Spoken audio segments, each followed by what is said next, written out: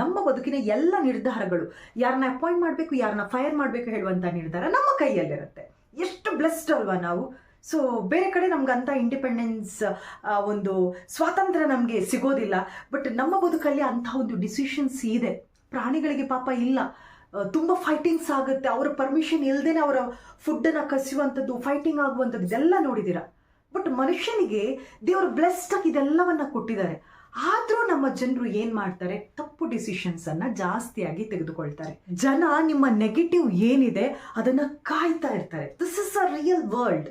ನೀವು ಬೇಕಿದ್ರೆ ಎಲ್ಲೇ ಹೋಗಿ ಒಂದು ಕಡೆ ಹೇಳ್ತೀರಾ, ಹೇ ನಂಗೆ ಜಾಬ್ ಸಿಕ್ತು ಅಂತ, ಎಸ್ ಸ್ಯಾಲ್ರಿ 20,000ದಲ್ಲಿ ಇವಾಗ ಏನಾಗುತ್ತಪ್ಪ, you have to congratulate him or ಹರ್.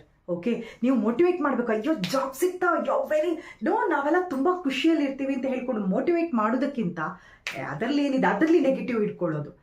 ಮದುವೆ ಫಿಕ್ಸ್ ಆಗಿದೆ ಅಂತ ಹೇಳಿದ್ರೆ, ಅಯ್ಯೋ ಇವಾಗಾದರೂ ಮದುವೆ ಫಿಕ್ಸ್ ಆಯ್ತಲ್ವಾ ಅಂತ ಹೇಳ್ಕೊಂಡು ಮಾತಾಡುವಂಥದ್ದು.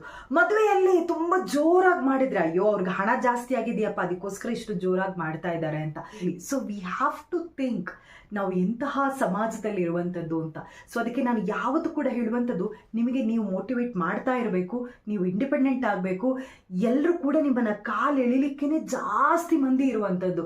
ಒಂದು 10ರಲ್ಲಿ 7 ಮಂದಿ ಅಂಥವರೇ ಇರ್ತಾರೆ, ಒಂದು 3 ಮಂದಿ ನಿಮಗೆ ಸಪೋರ್ಟ್ ಮಾಡ್ತಾ ಇರ್ತಾರೆ. ಸೊ ಇಂಥ ಸಮಾಜದಲ್ಲಿ ನಾವು ಬದುಕ್ತಾ ಇರುವಾಗ, so we have to think twice. Okay, ನಮಗೆ ಬೆನ್ ತಟ್ಟಲಿಕ್ಕೆ ನಾವೇ ಸಾಕು, ಬೇರೆಯವರನ್ನ ನಾವು ಡಿಪೆಂಡ್ ಆಗೋದು ಬೇಡ.